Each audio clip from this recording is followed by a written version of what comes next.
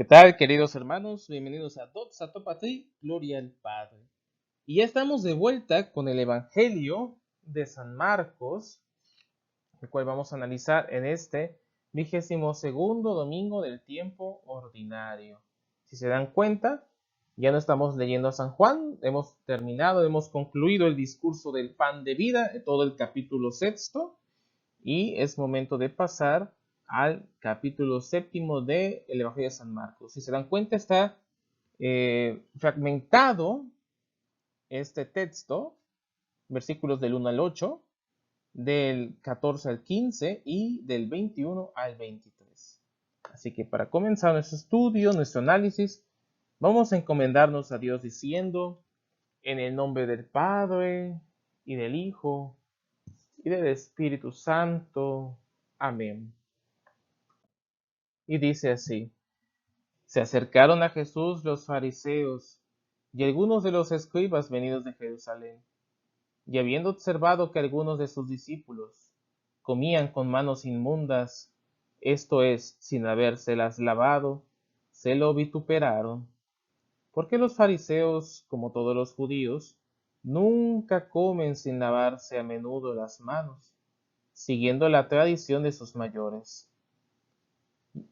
Y si han estado en la plaza, no se ponen a comer sin lavarse primero, y observan otras muchas ceremonias que han recibido por tradición, como las purificaciones o lavatorios de los vasos, de las jarras, de los utensilios de metal y de los lechos. Se preguntaban, pues, los escribas y fariseos: ¿por qué tus discípulos no se conforman con la tradición de los antiguos, sino que comen sin lavarse las manos? Mas Jesús les dio esta respuesta: oh hipócritas, bien profetizó de vosotros Isaías en lo que dejó escrito: este pueblo me honra con los labios, pero su corazón está bien lejos de mí. En vano pues me honran, enseñando doctrinas y ordenanzas de los hombres. Porque vosotros, dejando el mandamiento de Dios, observáis con escrupulosidad la tradición de los hombres, en lavatorios de jarros y de vasos, y en otras muchas cosas semejantes que hacéis. Entonces, llamando de nuevo al pueblo, les decía: escuchadme todos y entendedlo bien. Nada de fuera que entra en el hombre puede hacerlo inmundo, mas las cosas que proceden o salen del hombre, esas son las que dejan mancha en el hombre. Porque del interior del corazón del hombre es donde proceden los malos pensamientos, los adulterios, las fornicaciones, los homicidios, los hurtos, las avaricias, las malicias, los fraudes, las deshonestidades, la envidia y la mala intención, la blasfemia o maledicencia, la soberbia, la estupidez o la sinrazón. Todos estos vicios proceden del interior, y esos son los que manchan al hombre, y de los que ha de purificarse. Hasta aquí, hermanos, este muy duro texto. Sin embargo, es muy necesario para nosotros entender el plan de Dios en nuestras vidas. Vamos a analizarlo un poquito a la luz de los santos padres. San Beda el Venerable nos dice que habían recibido en un sentido material las palabras espirituales de los profetas, que se referían a la corrección del espíritu y del cuerpo, diciendo, y aquí está citando Isaías capítulo 1, versículo 16, lavaos y sed puros. Y aquí pues más bien es un sentido espiritual. Ya ven que en aquellos tiempos se estilaba, ¿no? Muy literal tomarlo, las escrituras. Después, el mismo Isaías en el capítulo 52 dice: y purificaos los que lleváis los vasos del Señor. Eso se refiere a las cuestiones del templo. Y observaban solamente estos preceptos lavándose el cuerpo, nada más, hermanos. O sea, hasta ahí se quedaron, ¿no? No hubo un compromiso serio consigo mismos, con la palabra. En vano purifican sus vasos, siendo así que descuidan en lavar las verdaderas manchas de sus cuerpos. Esto es, las del espíritu, que son las más importantes, hermanos. Ojalá tú y yo en esta vida nos encarguemos de lavar ese vaso que está en nuestra alma, nuestro espíritu, para que pues cuando vayamos a la casa del Padre, pues no estemos tan manchados, tan malolientes, putrefactos. Ay, hermanos, Dios nos cuide. Dios nos cuide, hermanos. Así que vamos a seguir adelante. El pseudo Crisóstomo nos dice que, como no era de transgresión de la ley, sino de las tradiciones de los antiguos, de lo que acusaban injustamente a los discípulos, los humilla llamándolos hipócritas, porque recomendaban con cierto respeto lo que no convenía. Y aquí vamos a poner en balanza, hermanos, ¿qué hay que obedecer primero? ¿A los hombres o a Dios? Incluso es una frase también de Sócrates. Si ves la apología de Sócrates, te la recomiendo leer. Es bellísimo. Aquí recomienda Sócrates también que preferir. ¿Obedecer a Dios antes que a los hombres? ¿O a los hombres antes que a Dios? Y aquí está el mismo sentido, hermanos. Nada más que Jesús ve los corazones, ve más allá y traspasa fronteras, tiempo, espacio. Así que, hermanos, los llama hipócritas porque se fijaron solamente en lo material. ¿Se dan cuenta? No hubo algo sustancioso, no hubo algo esencial, sino que se fijaron en algo accidental, algo que es meramente, pues, factible, algo que es vulnerable con el pasar de los años, con el pasar del tiempo. Pero bueno, así que por eso Jesús tiene ese atrevimiento de llamarles hipócritas. ¿Y cómo? Aquí es muy curioso cómo los fariseos aguantaban el baño, aguantaban todo lo que Jesús les decía, pues se tenían que quedar calladitos, ¿verdad? Y por eso querían matarlo, porque les echaba en cara todo lo que ellos eran. Bien, Teofilacto, ¿qué nos dice? El Señor dice esto queriendo hacer ver a los hombres que las observaciones que da la ley sobre los alimentos se deben entender en sentido espiritual. Por ello empieza a explicarles la intención de la ley. Fíjate qué bonito, hermanos. Cómo Jesús es el mejor pedagogo del mundo, es el mejor maestro. Cómo da sus discursos, cómo empieza. Y tan sencillo que la gente lo entiende. Tan sencillo, hermanos.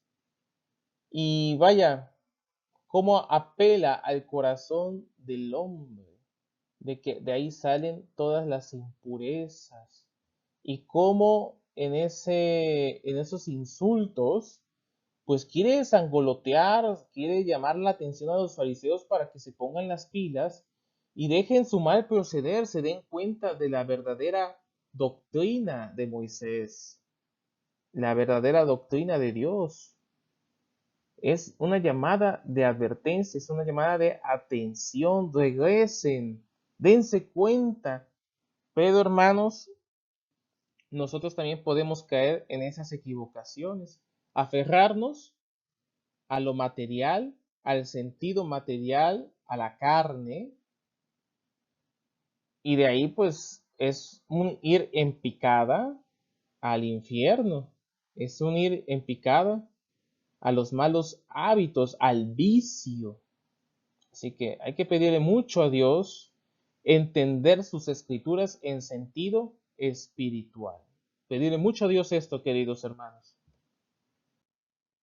Ojalá nos lo conceda. Y fíjense cómo está esto estructurado. Estábamos escuchando el Evangelio de San Marcos. San Marcos escribió su evangelio para los paganos romanos, pero lo dijo en un contexto judío. Entonces, en la cultura judía, el corazón era símbolo de la sede de las funciones racionales, no en el cerebro. Qué curioso, ¿verdad? Sino todo era en el corazón. La sabiduría se encontraba en esta parte del cuerpo. Y lo podemos ver en Deuteronomio 29, versículo 3, Jeremías capítulo 23, versículo 20. Ahí podemos estudiar con la Sagrada Escritura. Así que, queridos hermanos, entendiendo la cosmovisión, la antropología judía, podemos definitivamente darnos cuenta que el corazón del hombre es donde está la sede de la razón, donde habita los pensamientos, todas las intenciones posibles. Ahí es donde se fraguan todos esas sinapsis que normalmente se darían en el cerebro, pero en la cultura judía sucede en el corazón.